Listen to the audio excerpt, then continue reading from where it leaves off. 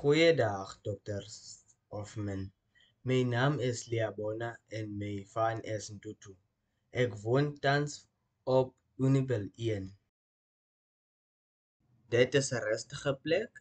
Ek kan geniet dit baie hier.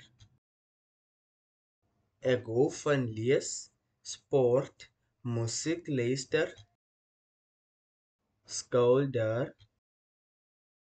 of om met tegnologie te werk. Ek is baie lief vir nuwe en leer graag nuwe dinge. My sterkpunte is dat ek hardwerkend, loyaal, betrouwbaar, georganiseerd of goeie kommunikasievaardighede. Ek werk goed in 'n groepspan. My swaakpunte is dat ek baie perfeksionisties op soos baie maklik rang oor klein dinge.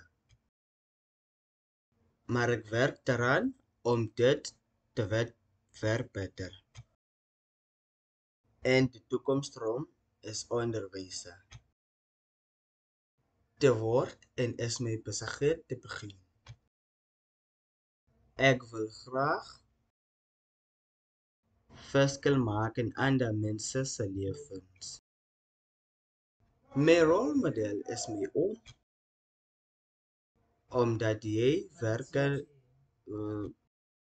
omdat wonderlike lewe leen alles het waarvoor ek die lewe wens.